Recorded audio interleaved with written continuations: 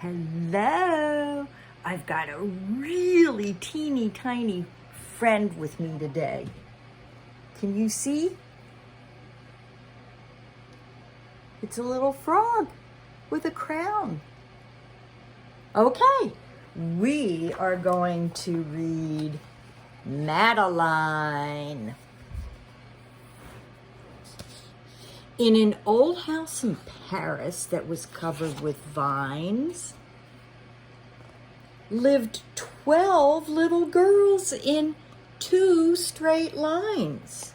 In 2 straight lines, they broke their bread and brushed their teeth and went to bed. They smiled at the good and frowned at the bad. And sometimes they were very sad. They left the house at 9:30 in 2 straight lines. In rain or shine. The smallest one was Madeline. She was not afraid of mice. She loved winter, snow, and ice. To the tiger in the zoo, Madeline just said, "Pooh, pooh." And nobody knew her so well.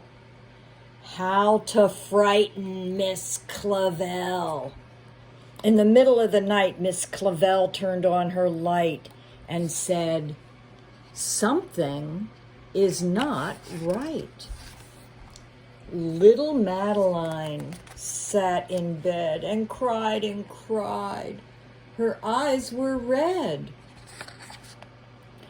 And soon after Dr. Cone came, he rushed to the phone. And he dialed Danton 106. "Nurse," he said, "it's an appendix." Everybody had to cry. Not a single eye was dry. Madeline was in his arm, in a blanket, safe and warm. In a car with a red light, they drove out into the night.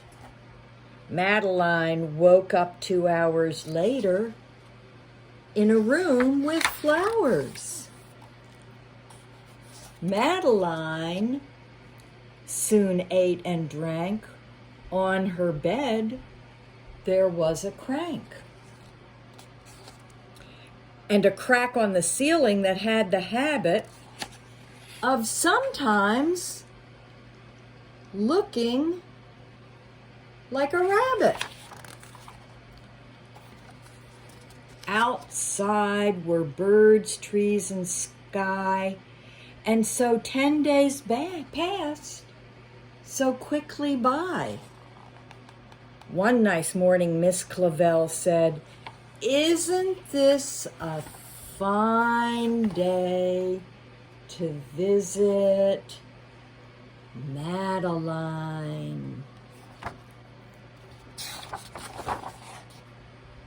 Visitors from 2 to 4 read a sign outside her door. Tiptoeing with solemn face, with some flowers and a vase. They walked in and then they said, "Ah," when they saw the toys and candy and the dollhouse from Papa. But the biggest surprise by far, on her stomach was a scar. "Goodbye," they said. "We'll come again."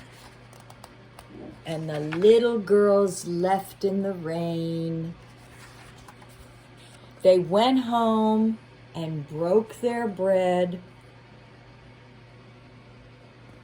brushed their teeth, and went to bed. In the middle of the night, Miss Clavel turned on the light and said, "Something is not right." And afraid of a disaster, Miss Clavel ran fast and faster.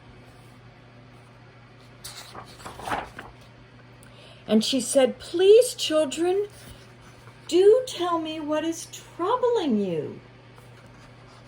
All the little girls cried, "Boo-hoo! We want to have our appendix out too." "Good night, little girls. Thank the Lord you are well, and now go to sleep," said Miss Clavel. And she turned out the light and closed the door, and that's all there is. There isn't any more. The end.